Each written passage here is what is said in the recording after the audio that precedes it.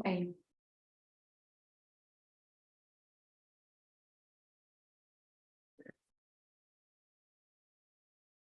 bom, como nós todos, né, já sabemos a respeito da participação, a minha voz está um pouco oscilante por causa de uma alergia, mas eu conto também com a participação de todos vocês, então eu comecei a falar aqui, como você já sabe, a participação, levantando a mão, se eu não observar, né, não ver, pode chamar, entrar no microfone para que a gente possa estar ouvindo.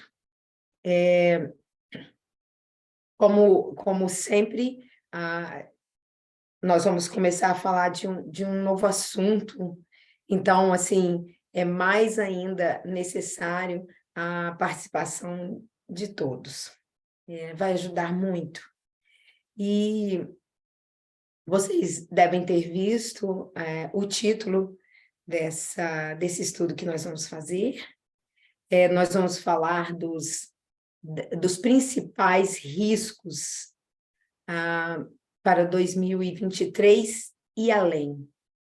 E além, porque nós sabemos que, quando se trata, no caso, nós estamos falando de riscos geopolíticos globais, isso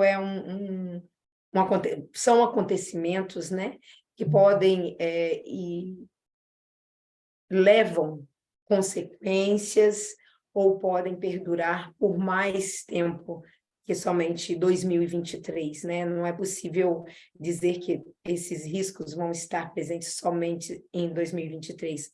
Só para citar assim como um exemplo, esse mesmo grupo que colocou esses 10 riscos para 2023, que é a Eurásia, eles têm 25 anos e eles já vêm fazendo isso ao longo do tempo, de colocar essa previsão, se assim podemos dizer, né, dos riscos, dos principais riscos para cada ano.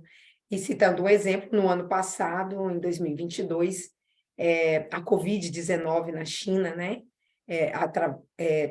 de uma forma mais específica, eles colocaram sobre a China, por causa do risco zero que foi colocado lá, né, a prática que foi colocada lá, e práticas e regulamentos, né, bem severos que foram colocados, e que a gente sabe que as consequências desse risco zero da Covid na China trouxe consequências até esse ano, né, inclusive com queda na popularidade do presidente e tudo mais. Então, nós vamos falar agora dos riscos para 2023 que foram citados pela Eurásia. Antes mesmo de começar, para começar, a gente, assim, esse não é um assunto 100% novo para nós, porque o ancião Parminder, ele colocou, foi posto no grupo do Media Broadcast, e ele teve o cuidado de colocar para a gente, na verdade, seriam somente 10 riscos, mas o ancião Parminder, já na introdução, ele nos explica, antes de colocar, né, todo o material, ele nos explica que ali estaria dividido em 12 artigos, né? São 10 riscos que a revista apresenta, mas o ancião Parminder dividiu, assim, colocando a introdução como um artigo, depois os 10 artigos, e então tem um 11º, que aí já é falando sobre um assunto a mais, né? Que seria um assunto como se fosse uma distração, mas uma distração dentro tem os 10, depois esse 11º, que seria mais ou menos como uma distração, e a conclusão da matéria. Então, por isso, nós recebemos, assim, dividido em 12 partes, né? Mas, na verdade, os riscos mesmo que a revista apresenta estão em 10 partes. Então, seria bom poder abrir aqui, eu vou ver se eu consigo aqui, compartilhar a tela, né? Com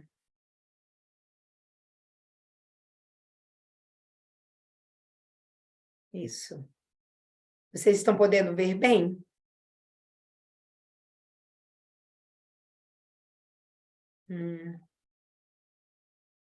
Vocês estão podendo ver Sim, dá bem? para ver bem.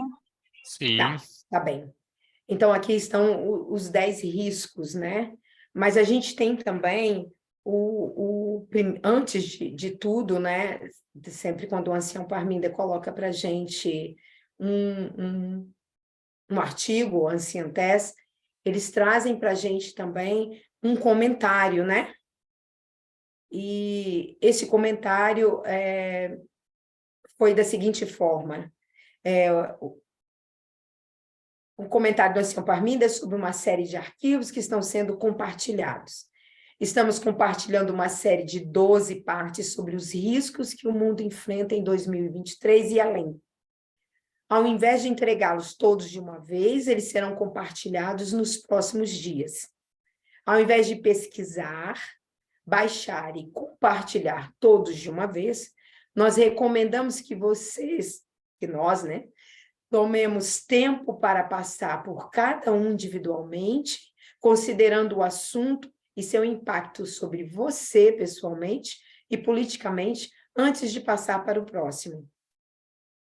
Talvez considere pesquisar outras fontes confiáveis para obter uma perspectiva mais ampla sobre os assuntos em consideração, ao invés de passar rápido por eles.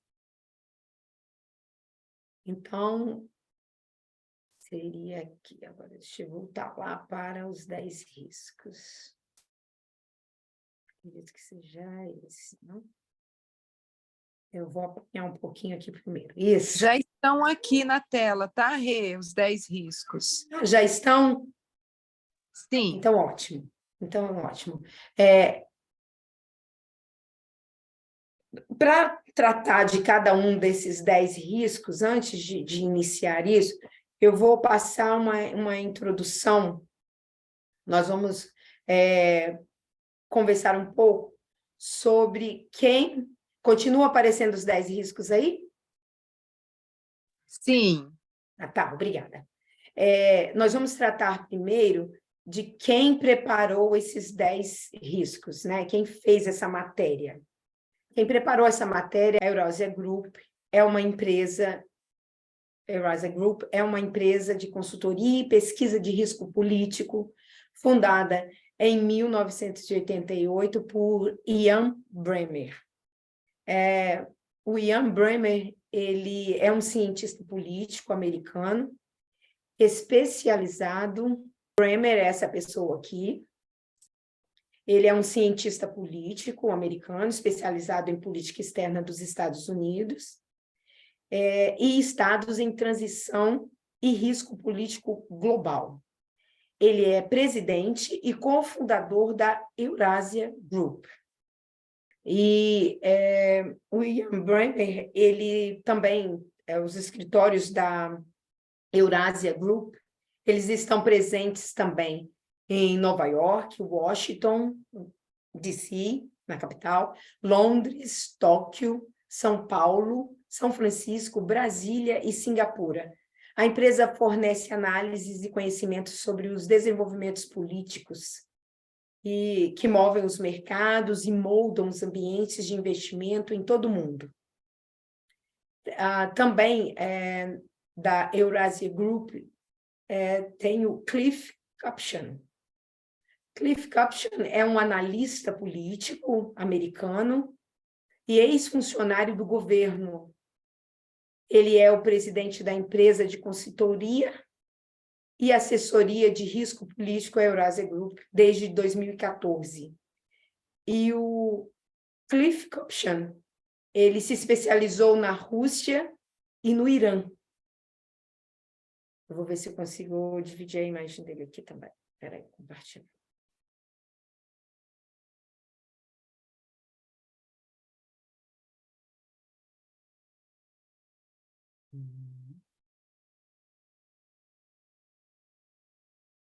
E esse é o Cliff Kupchan. Como eu disse, né, ele se especializou na Rússia e o Irã. É esse. Aí, new share, stop share. Isso.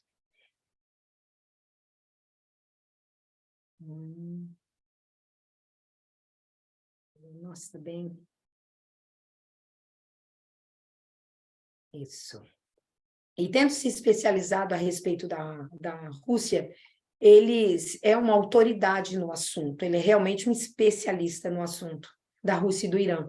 E, com isso, ele se encontrou várias vezes com o presidente russo Vladimir Putin. A Eurásia, ela publicou, na terça-feira, 3 de fevereiro de 2023, os 10 principais riscos geopolíticos para o mundo em 2023, que tradicionalmente a empresa norte-americana de consultoria e pesquisa de risco político divulga esse documento no início do ano. Como eu disse, no ano de 2022, um dos principais assuntos foi sobre a Covid, né, a Covid-0 na China. E agora nós vamos falar sobre exatamente o artigo que foi publicado para a gente no Media Broadcast. O artigo ele vem trazendo riscos para 2023. Aqui nós temos, né, 25 anos da Eurasia Group, é isso que vocês estão vendo mesmo, né? Isso mesmo, a gente vê a sua tela toda. E o Ian Bremmer e sobre o Cliff Kupchan, né, sendo o presidente e fundador, e um outro também como presidente, que é o Cliff Kupchan, e vem trazendo os assuntos. E os assuntos são a Rússia desonesta, é o primeiro assunto, que vai tratar sobre a Rússia, claro, a guerra, né, na Rússia e tudo mais, todas as implicâncias sobre esse assunto. O segundo artigo é sobre o Maximum Xi, que aí vai tratar sobre Xi Jinping e a China, né, que é o presidente da China. O terceiro assunto sobre armas de destruição em massa. O quarto assunto, ondas de choque da inflação. O quinto assunto, Irã em uma encruzilhada.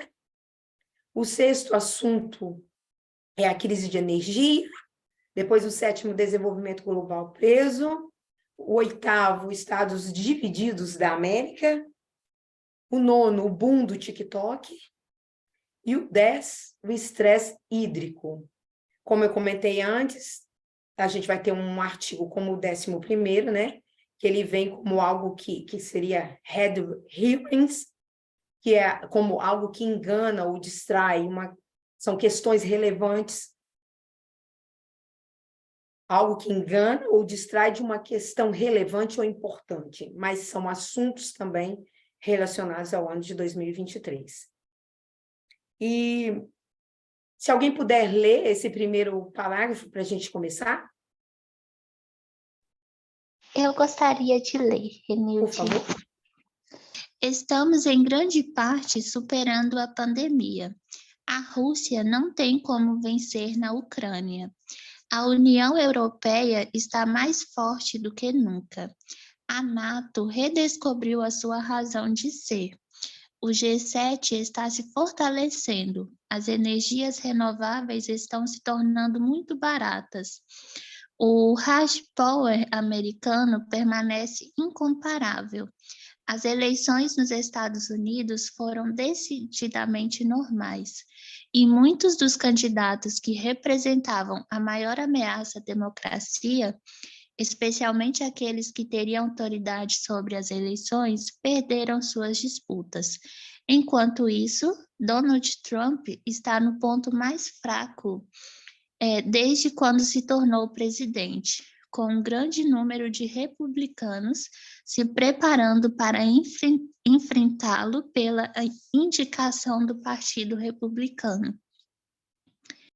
Então, como nós podemos perceber aqui, já esse primeiro parágrafo traz, assim, de uma forma bem abrangente, um pouco de quase todos os assuntos que serão tratados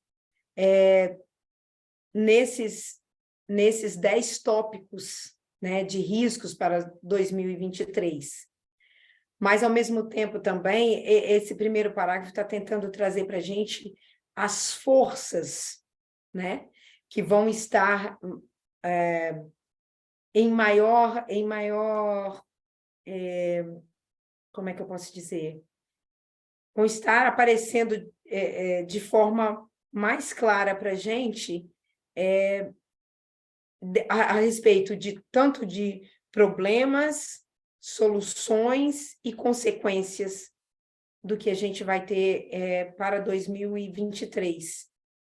E quando coloca para a gente aqui sobre todos esses assuntos, a gente já pode compreender a respeito de cada frase dessa que traz um pouco daquilo que já está acontecendo, porque como esses artigos, né, esse conjunto foi colocado no início do ano, e nós já estamos um pouco mais da metade de maio, alguns acontecimentos já se deram que já nos colocaram a par do que estaria sendo comentado aqui, certo? E aqui, continuando, eles colocam que tem que haver uma pegadinha. E a maior delas, um pequeno grupo de indivíduos, acumulou uma quantidade extraordinária de poder, tomando decisões de profundas consequências geopolíticas, com informações limitadas em ambientes opacos. Em um espectro de geopolítica com globalização integrada em um extremo.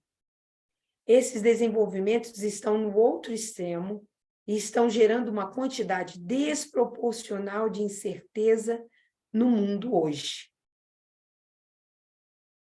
E a partir daqui nós vamos poder entrar, e eu vou contar com a participação de vocês para a gente estar falando mais detalhadamente, ou estar trazendo esses assuntos de forma que nós também possamos participar, e é de grande importância que nós estejamos entendendo também desses assuntos, né? Que nós possamos dividir juntos aqui. Alguém pode ler para a gente esse terceiro parágrafo? Por favor. Nossos principais riscos este ano são direcionados para esses atores e seu impacto. Rússia desonesta, Máximo Xi, armas de destruição em massa e Irã em uma encruzilhada. Todos vêm de atores internacionais que enfrentam graves desafios estruturais e forte oposição, interna ou externa, para alcançar seus objetivos desejados, sem supervisão, contribuições especializadas adequadas, nem freios e contrapesos restringindo suas ações. Então, aqui mesmo nesse parágrafo, nós podemos tentar dividir as partes, né? E a gente poder comentar de alguma forma um pouco sobre esses assuntos aqui, que já diz dos nossos principais riscos. Então, já aqui coloca para a gente de uma forma bem invasiva, né? Que seria os atores desse impacto, que seria a Rússia desonesta. O que a gente poderia falar um pouco sobre a Rússia desonesta? É claro que há um artigo inteiro sobre esse assunto. Eu espero que... Eu estou passando aqui a introdução, que seja continuado, né? Que seja eu ou que seja as pessoas em casa, mas que a gente possa fazer em forma de apresentação também, falar de cada assunto. Então, claro que sobre a Rússia desonesta tem um pacote de assuntos, mas o que a gente poderia colocar nesse momento?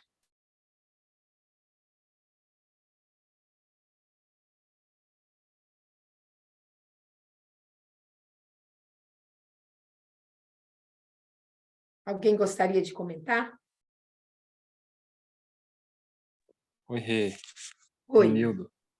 sim, Bom, eu acho que a Rússia já deu para a gente ver bem como que a Rússia age, né?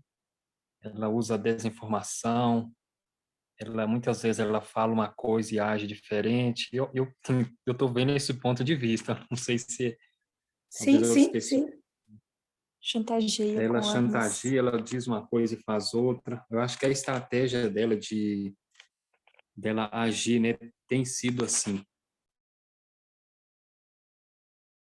sim, com certeza. Alguém mais gostaria de colocar algum comentário sobre a Rússia?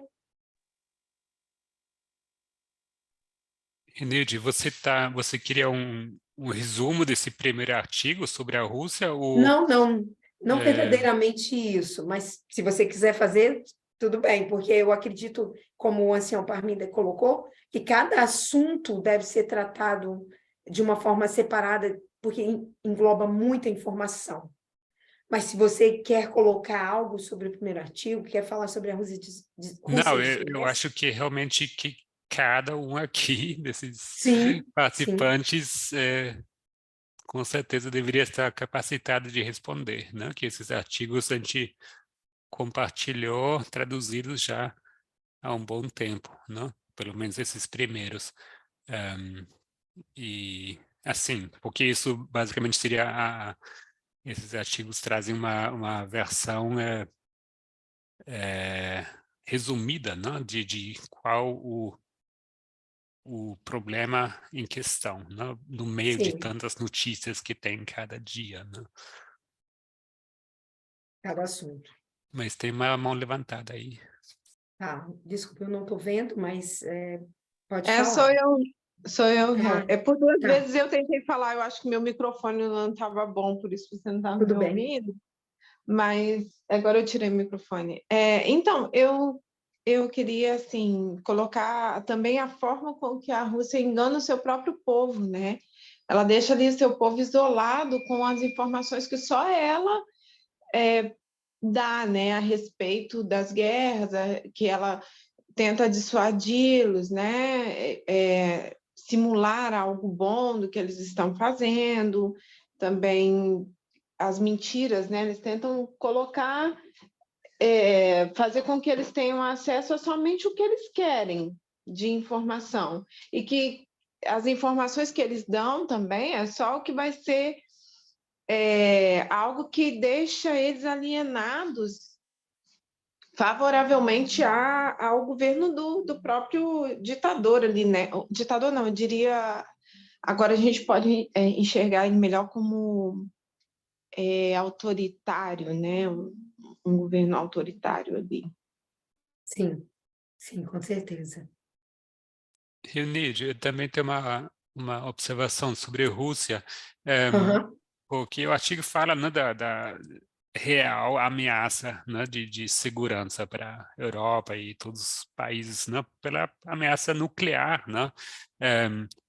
E assim, a pergunta que não quer escalar, né, é que será que eles vão usar a arma nuclear ou não, né? O que toda vez que Putin ou seus ministros fazem essas ameaças, né, de podemos usar e a gente não tem receio de usar, né, causa todo um rebuliço, né? E além dessa real ameaça da arma em si, né, tem também o efeito que essas ameaças causam, né, porque é algo que chama muita atenção, né? Toda a mídia vira seus olhos para essa nova ameaça que está sendo feita, né? E realmente é algo que tem impactado muito, né? Os jornais e tal, né? Então é só falar, olha, a gente tem uma arma nuclear aqui, tá? Só para lembrar que toda a atenção de novo está na Rússia, né? Então isso de uma certa forma é também uma maneira da Rússia de controlar o discurso na mídia, né? uhum, com certeza. Com certeza. Nós tivemos, né, como a Cris fez um comentário que você também está fazendo nos estudos com o senhor Parminder também, a gente pôde ver a opinião de um russo sobre aquilo que ele estava vendo lá, né, sobre como ele estava vendo a guerra. e realmente as armas nucleares têm sido usado como um ponto a mais, né, para amedrontar o mundo inteiro. Mas então isso inclui também a própria Rússia, né? Porque não há como limitar isso. E se a gente se lembrar também do ano passado, o desfile, né, do Dia da Independência da Rússia, no ano passado, foi mostrado um exército muito pomposo, né, com muitos soldados, muitos tanques, foi um desfile com pompa para mostrar temos poder. Esse ano já aconteceu também esse desfile, e dessa vez já foi uma coisa muito menor, não tão divulgada, né? Já se mostrava uma Rússia bem diferente do que a Rússia do ano passado, do início do ano passado, né? Então a gente já consegue ver um pouco desse contraste, né, da Rússia quando começou a guerra e neste momento exatamente, né? Então, quando traz aqui esses comentários, né? A Rússia não tem como vencer na Ucrânia. A gente já sabia, através do que a gente estudou sobre a queda do Rei do Sul, mas só vai cada dia mais se fortalecendo isso, apesar de tudo que tem acontecido, de tragédia, de destruição, na Ucrânia, e também de pessoas da Ucrânia, pessoas da Rússia, muitos já morreram nessa batalha, mas é um assunto que, né, sendo trazido sobre a Rússia, tem muito a ser dito sobre isso também. E aí, ainda nesse parágrafo, a gente vê esse segundo ponto: a União Europeia está mais forte do que nunca. Como que a gente poderia falar sobre a União Europeia hoje mais forte do que nunca? Quem gostaria de fazer algum comentário, por favor?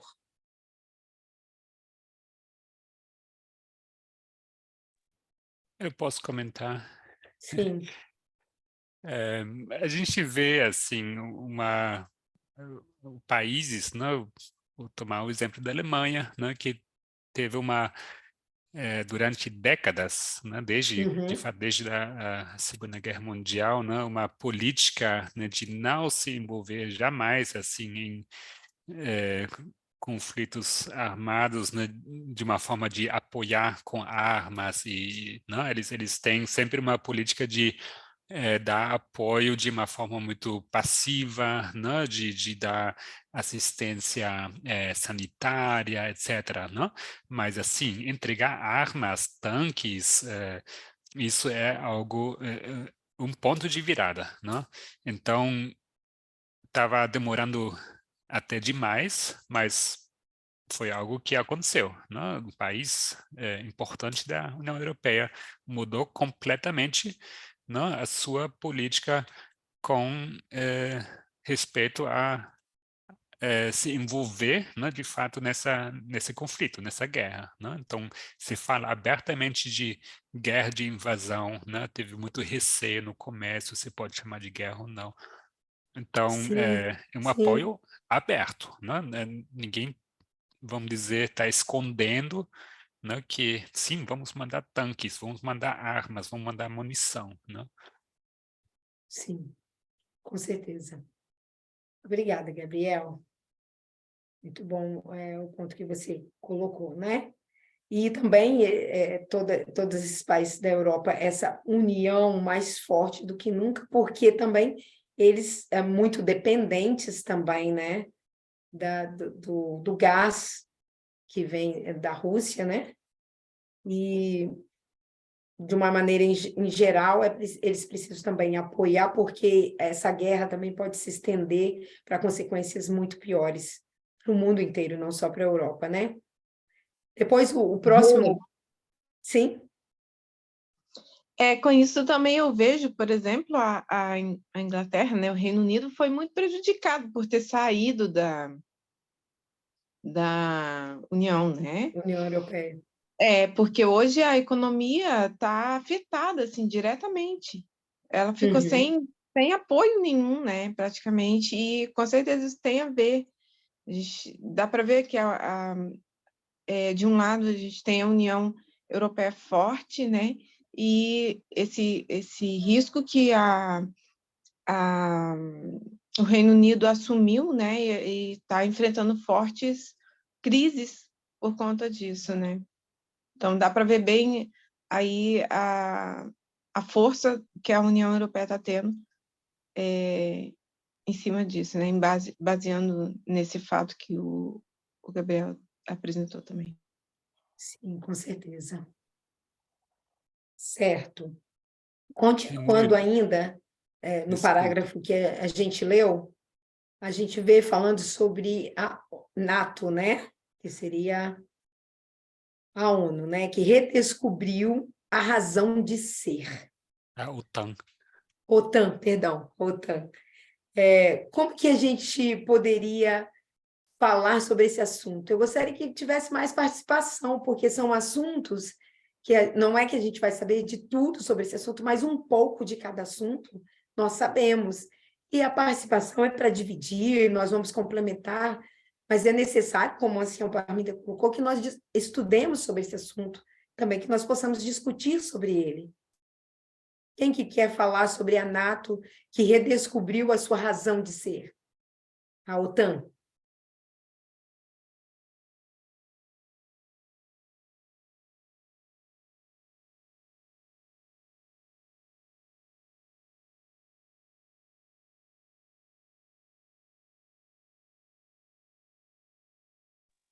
Alguém Bom, gostaria de falar? Sim, a OTAN, né, como a sigla já diz, né, é a Organização do Tratado do Atlântico Norte, né, é um grupo de países que tem tipo um acordo mútuo de um defender o outro, né? Se um é atacado, certo.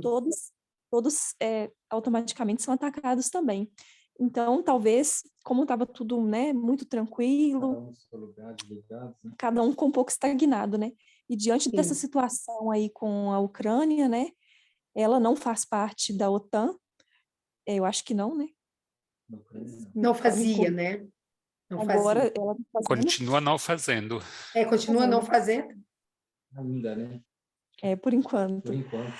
Então, a gente está vendo todos esses países entrando com tudo, né, dando suporte de armas, dinheiro, todo o apoio. Então, ela está redescobrindo O principal que levou ela a se tornar essa isso. união. Eles estão se redescobrindo por que eles se uniram, né, para defender o território uns dos outros. A gente vê também vários outros países, né, ao redor ali daquele território ali perto da Rússia, né? Geórgia também, eu estava ouvindo hoje, também está querendo fazer parte e tudo mais. Então, vários países estão também querendo fazer parte dessa aliança, com medo também de todo esse ataque, né? De tudo que a Rússia vem fazendo. Uhum. Então, quando fala aqui que a OTAN redescobriu a sua razão de ser, o que a gente pode colocar?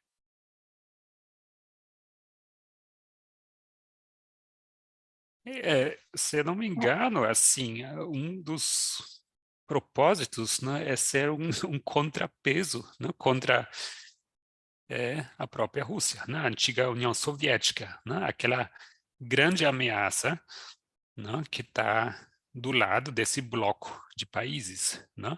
Então, eles, como a Guerra Fria tinha acabado, né, eles estavam basicamente, podemos dizer, desempregados, né, porque não havia mais essa ameaça, né? A Rússia estava Uhum. indo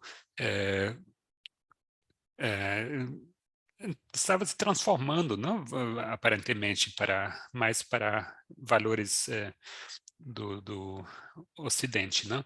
Agora, o que acontece é que a OTAN, então, sem essa função inicial, né, teve que assumir diversas missões na África, né, missões humanitárias, né, mas essa ideia original, né, de ser um bloco unido, né, que seria um Uhum. contrapeso, né, para que não houvesse um governo unilateral apenas, né?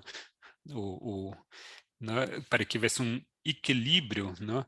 Agora sim, né, se tornou muito atual de novo, porque o Rússia está escondendo as suas ambições, né, de exercer o seu poder.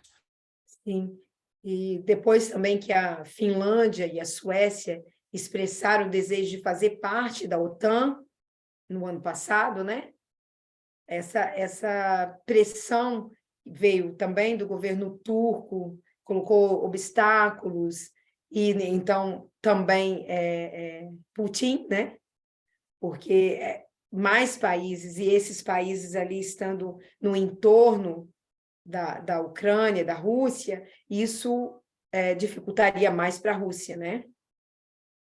Rê, Sim, agora que eu fui me situar, porque falando assim, NATO, né? Eu estava perdida, assim, eu não estava entendendo o que significava. Mas uhum. aí fiz uma pesquisa rápida aqui, vocês me corrigem me corrijam. Se tiver alguém que está perdido também, né? Como eu, pelo menos nessa sigla. Esse é um tratado do Atlântico Norte, é isso? A Organização do Isso, Tratado do Atlântico Norte? a Gisele falou aqui para Ah, gente. eu não ouvi essa parte. Ah, tá, a Gisele colocou para gente. Ah, então tá. E aí tem alguns países que são membros, é isso, né? Isso, Agora que eu fui entender. Tá bom, obrigada. tá. Olha, gente, ainda no mesmo parágrafo, a gente não saiu de um parágrafo ainda, né? A gente vai falar também sobre o G7, porque coloca que o G7 está se fortalecendo. O G7, a gente sabe que é um grupo de 7 países, né?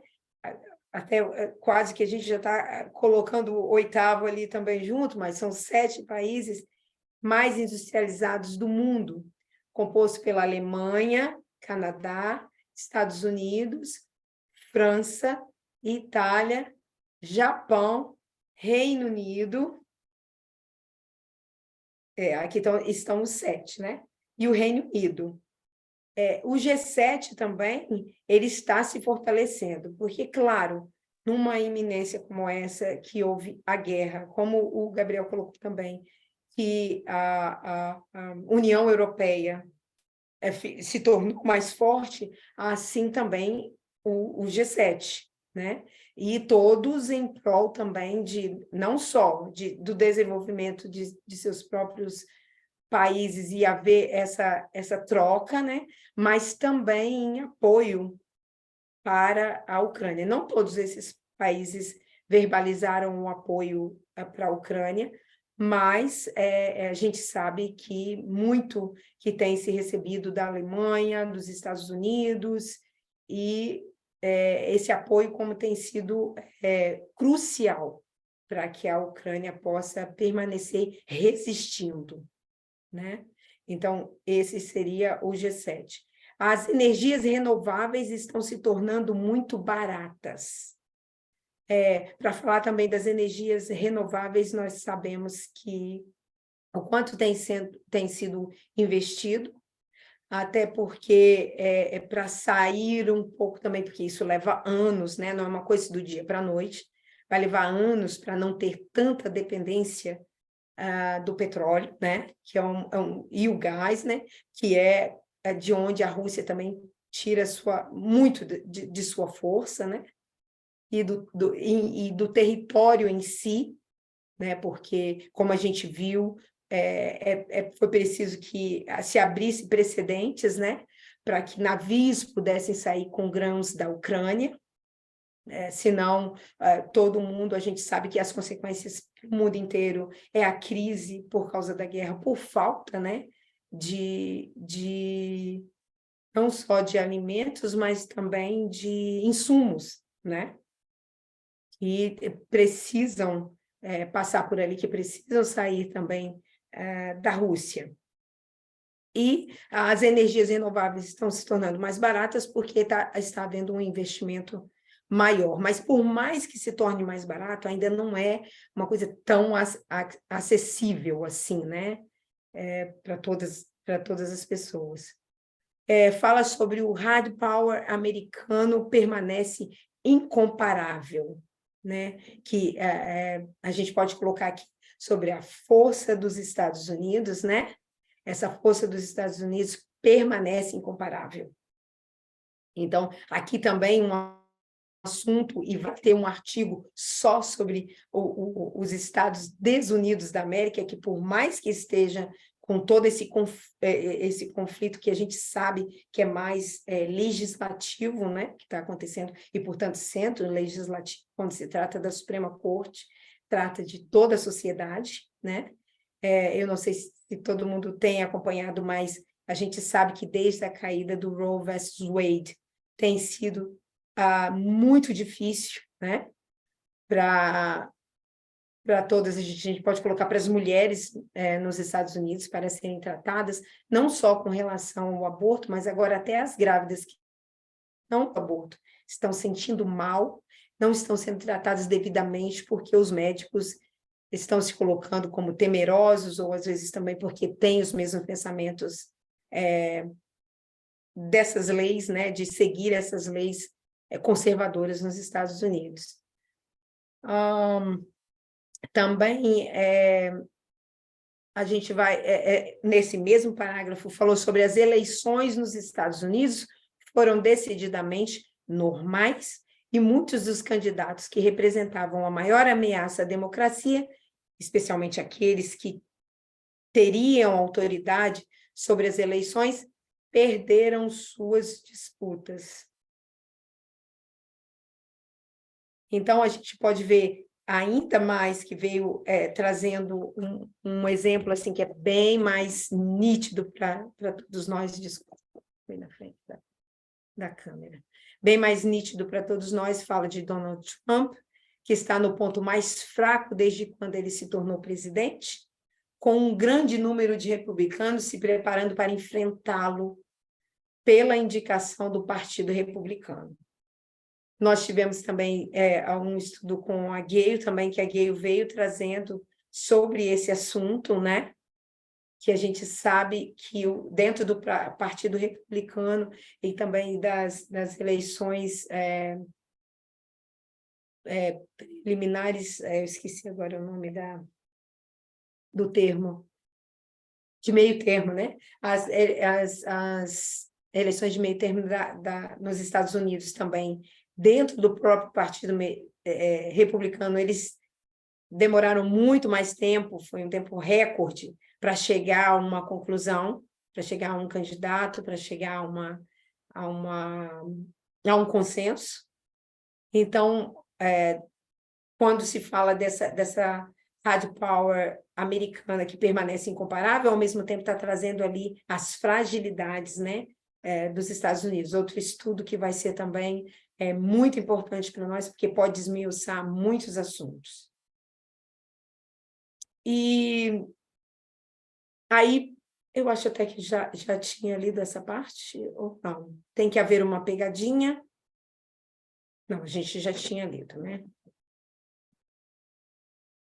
Sim, eu acabei saindo do parágrafo que eu tinha proposto, né? E voltei para o primeiro parágrafo, que a gente falou da Rússia desonesta, depois a gente falou do Xi Jinping, das armas de destruição em massa. A gente não falou, mas podemos colocar agora as armas de destruição em massa.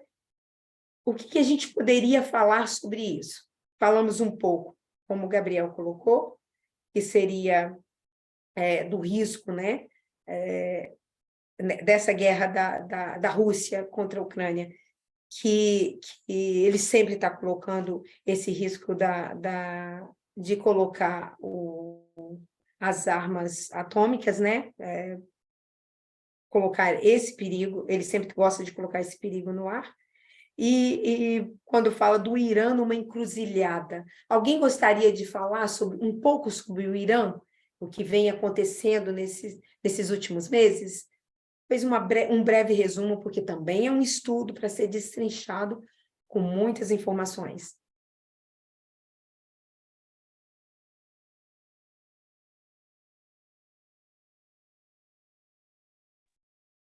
Teve o caso da mulher que morreu, que foi filmado essa morte dela, né? Quando ela foi presa pela polícia moral, eu acho que é assim que chama, né? Por ter usado a sua, como que chama, né? Cobertura, né? De cabeça de forma inadequada, parece, né? Isso causou uma indignação, né? Que não se vê há muito tempo no Irã e que continua sendo um desafio para esse governo autoritário, né? Sim. Rê, Oi. que também, por causa disso, trouxe a manifestação de muitas jovens cortando seus cabelos também ali, ao vivo, né, como uma manifestação também de indignação, né, e contra o fato que aconteceu com essa moça, né? Sim, com certeza. Rê, Uhum. também, desde então, né, os protestos, eles se espalharam, né? Assim, pelo que eu vi num artigo aqui, reuniu outras demandas também, né? O fim, por exemplo, das leis compulsórias sobre o hijab, eu não sei como que pronuncia, mas é o nome do véu que cobre a cabeça, né? Uhum. E Deixa- eles agora se transformaram em uma manifestação nacional, né? Contra os líderes do Irã. E eu acho que eu pontuaria isso, que acabou englobando mais coisas, né? Que a liderança até colocaria como o máximo de desobediência, né? Aham. Sim, com certeza. É, Renilde, isso. Oi. assim, não quero me entrar muito nesse detalhe, né, mas nessa história, né, mas quem sabe, né, eu já estudei um pouco, compartilhei sobre a história do Irã, né, e a gente Ah, sabe que tem, assim, que teve duas, né, revoluções que mudaram, né, o rumo, né, do país, né? Isso teve um enorme impacto para todo o Oriente Médio, né? Então, temos a de 1953 e a mais famosa, a de 1979, né? Que colocou o atual governo, o regime, né, autoritário, né, ao poder, né? E uhum. desde então não saiu mais esse regime Esse regime. religioso, né? Sim, E então, só que a população, né, não não foi junto, né? Assim, vamos dizer nessa ideia, né? Que muitos se lembram dos tempos onde as coisas eram melhores, onde havia mais liberdade, né? Então, quando se vê essa revolução eh, se formando agora, né, há algo como uma esperança, né? Que esse regime possa talvez sim ser derrubado, né? É agora ou nunca, né? Porque não é assim fácil. Eles têm uma guarda extremamente organizada e violenta, né? Então, muitas pessoas, imagino, né, estão sentindo essa oportunidade, né, de derrubar agora ou nunca, né, esse regime, né? Mais uma sim, terceira revolução, né, sim. que seria o caso, não? É. Só E, reforçando o que hum, o Gabriel está falando, porque historicamente lá na província do Kurdistão, né, fala que quando as pessoas perdiam um amigo próximo, um membro da família, cortava-se o cabelo como sinal de tristeza. hum, Só que agora elas usaram o mesmo símbolo para protestar contra o governo. Então, assim, é um símbolo para eles muito, muito forte. E uma demonstração de raiva também, né? Um sociólogo que coloca isso. E ele até colocou que, tradicionalmente, o cabelo comprido é muito importante para as mulheres lá. Ele coloca com as palavras dele. Então, cortar é um protesto contra a ideologia antifeminina lá, e agora também um símbolo de solidariedade. Então, ele coloca como um fato histórico, como o Gabriel está colocando aí, Sim, algo que está muito grande agora. sim. E, inclusive, houve, né, o tempo, e ficou bem noticiado sobre o fato da polícia lançar uma nova campanha para monitorar o uso do véu para as mulheres, para ser uma coisa ainda mais vigiada, né? Como você está colocando e como o Gabriel colocou também, é muito mais sério, né, do que a gente possa imaginar dentro do próprio país. Por isso, no próprio parágrafo fala, né, que esses riscos, eles são direcionados para esses atores e o seu impacto. A Rússia desonesta, o Maximum Xi, as armas de destruição em massa, o Irã em uma encruzilhada, todos vêm de atores internacionais que enfrentam graves desafios estruturais e forte oposição, interna ou externa. Então, a gente vê que realmente não é pouco, né? É muito grande. E eles têm essa oposição, mas eles continuam tentando alcançar seus objetivos desejados sem supervisão. São países de regimes, o quê? Que a gente pode colocar aqui, de regimes autoritários. Conservadores autoritários, né? Mas hoje. Sim. Uma característica também diferente desses protestos lá do Irã é que nesses protestos de agora está envolvendo toda a sociedade. E algo interessante que está acontecendo é que está sob liderança de mulheres, né? Elas até usam o slogan, né? Mulher, vida e liberdade. Sim. Acho isso bem interessante também para a gente ver como que está diferente dos outros protestos, outras revoluções, como já foi mencionado aqui. E aí, continuando no artigo, diz: as ditaduras tropeçam ao mesmo tempo em que se consolidam. A Rússia, de Vladimir Putin, está muito isolada para que seu líder participe da cúpula do G20, enfrentando um sério declínio econômico e militar, enquanto a OTAN nunca pareceu tão forte. O Irã, o aliado militar mais importante da Rússia, enfrenta um ambiente geopolítico profundamente hostil ao lado da maior agitação doméstica desde a Revolução de 1979, que levou a República Islâmica ao poder. A China estava completamente despreparada para seus problemas com Covid-0, no risco número 1 no ano passado, né, foi colocado pela Eurásia, levando a manifestações sem precedentes. E uma reviravolta repentina na política do presidente Xi Jinping, encerrando as restrições 2 anos antes. 2 anos depois dos americanos e europeus. Então, quer dizer, Xi Jinping ainda conseguiu prolongar por muito mais tempo essa restrição na China, mas chegou um momento que explodiu. Como bem foi colocado até aqui, em todas essas nações, né, que têm essas características de governo que oprime, por mais que consiga fazer, chega um momento que o povo já está numa situação de se expressar, de ir para as ruas, de realmente ir contra, né, tudo isso. E Xi Jinping foi obrigado também a acabar com as restrições, ainda que ele conseguiu carregar por mais 2 anos, né?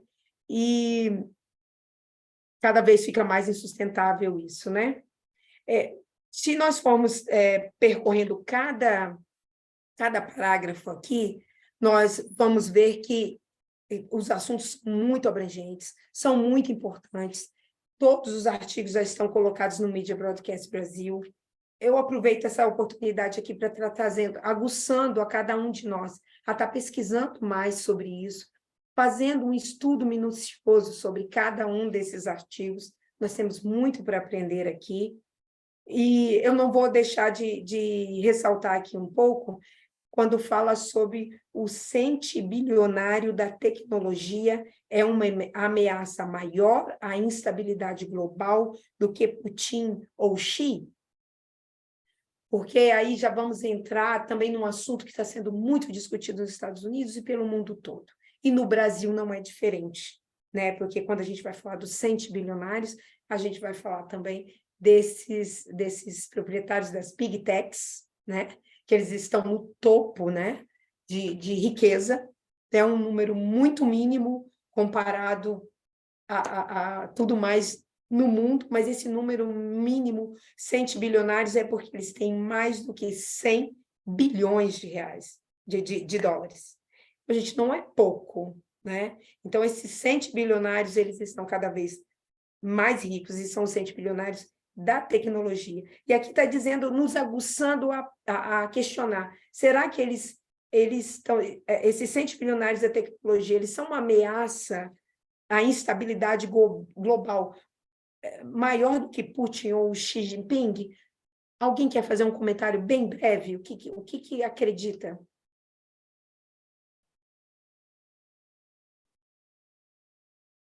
De tempo, eu não vou continuar questionando para que a gente responda. Então, eu vou continuar aqui.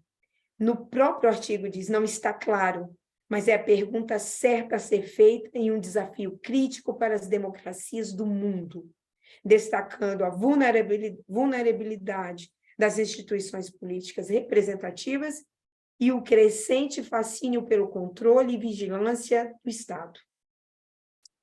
Então, a gente sabe o perigo, nós sabemos que das eleições que, com certeza, foram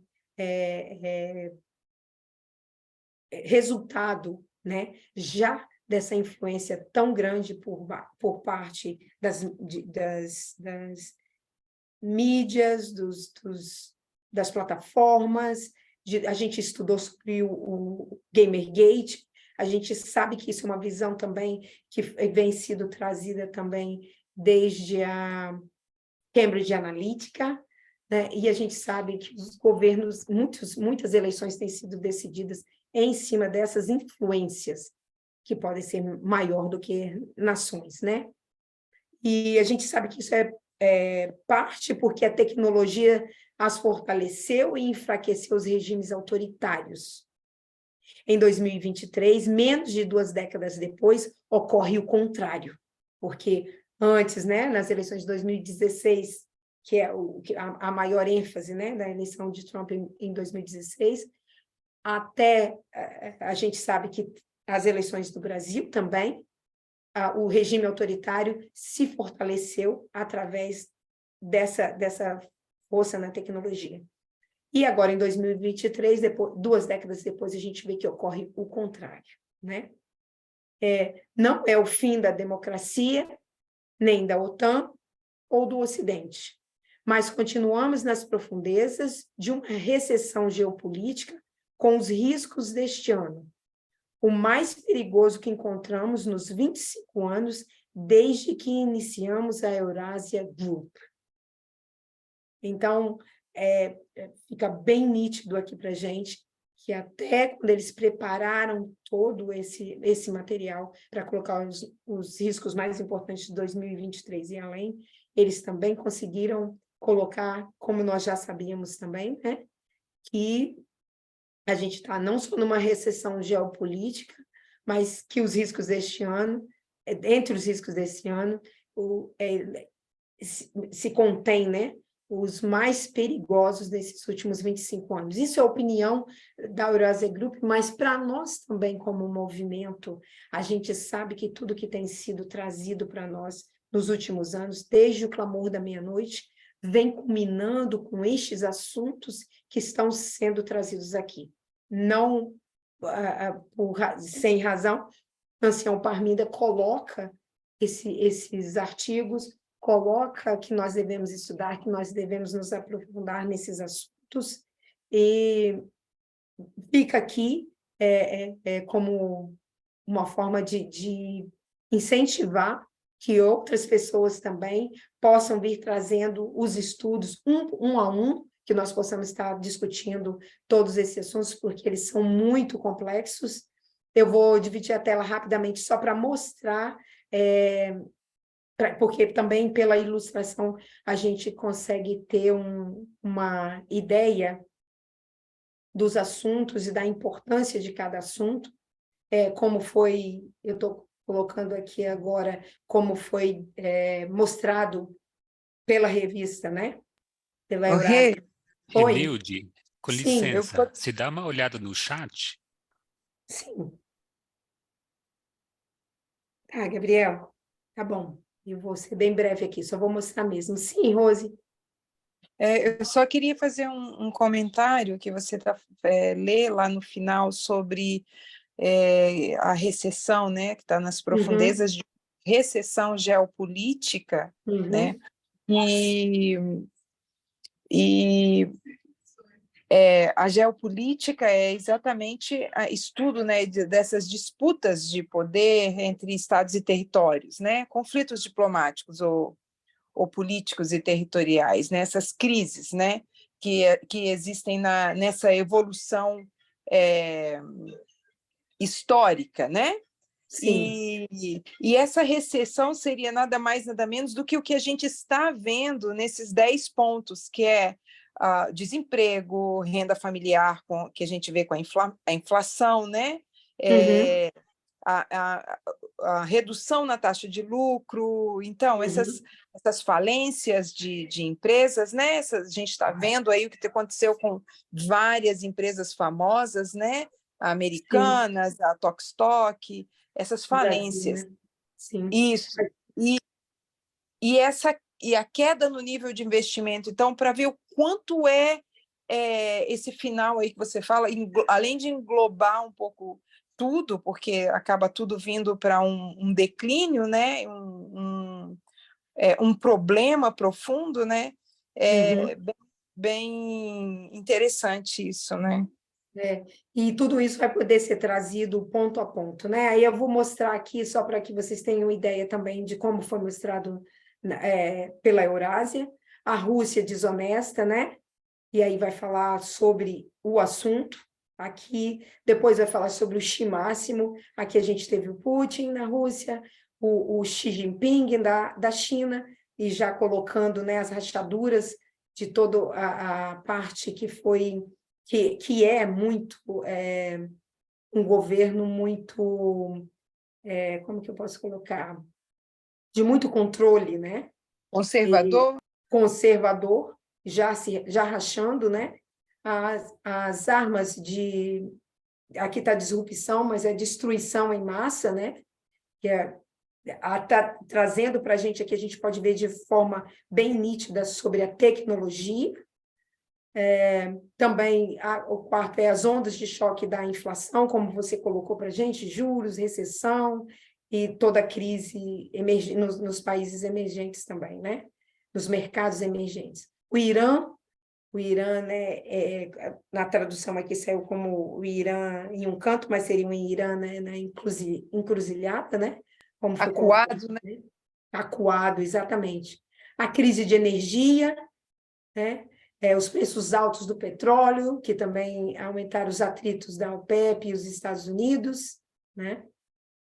Depois vem trazendo o desenvolvimento global interrompido, mulheres e meninas sofrerão mais, perdendo direitos, oportunidades e segurança conquistados com muito esforço.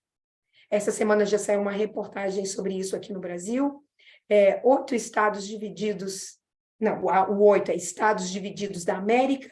Há um risco contínuo de violência política nos Estados Unidos, mesmo quanto alguns dos que participam dos motins do Capitólio vão para a prisão. Mas já vai muito além do que isso também, a gente sabe das leis, né? E o Ubuntu, TikTok, interessantíssimo, a gente precisa ter esse artigo destrinchado, falar sobre esse assunto. Olha que o Ancião Parminda já veio trazendo para a gente, né? Já vai trazendo esse assunto da motivação de estar online, né? O 10, o estresse hídrico, que este ano o estresse hídrico se tornará um desafio global e sistêmico. enquanto os governos ainda o tratarão como uma crise temporária, que a gente sabe que não é. Tanto nós temos o estresse hídrico no fato de faltar, como nós temos tido as chuvas aí também, de uma forma destruidora, devastadora em todos os países, e a gente sabe que sempre a população mais pobre é que mais sofre.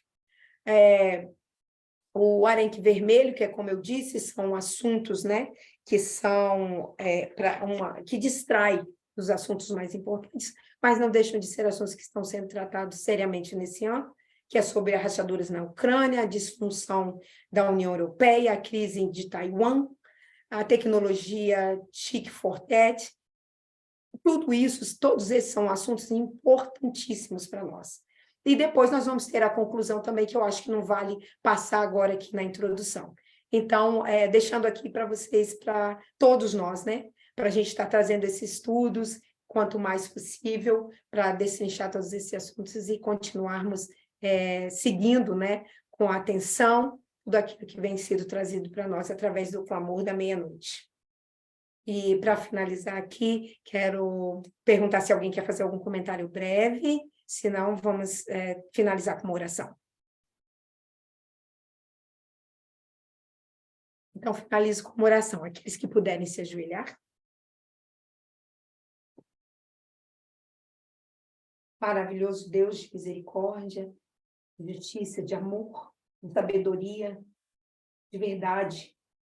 Agradecemos muitíssimo por todo o ensinamento, por tudo que tem nos trazido, a luz que nos trouxe através do clamor da meia-noite desde sempre, mas essa luz que vai nos iluminar até o fim dos tempos, e que nós sabemos que para a volta de Jesus, para estarmos prontos, precisamos estar também atualizados. Isso não nos tira do foco daquilo que tem nos sido ensinado a buscar, que é vosso caráter, que é a vossa imagem, não só a vossa imagem, mas o vosso caráter, e ter em nós essa busca acesa para também compartilharmos uns com os outros. Nós agradecemos por tudo, pedimos por esse sábado, que seja um sábado abençoado por vós, e que nós estejamos todos reunidos sempre na união com o seu Santo Espírito. E peço e agradeço em nome de todos nós, e em nome de Jesus. Amém.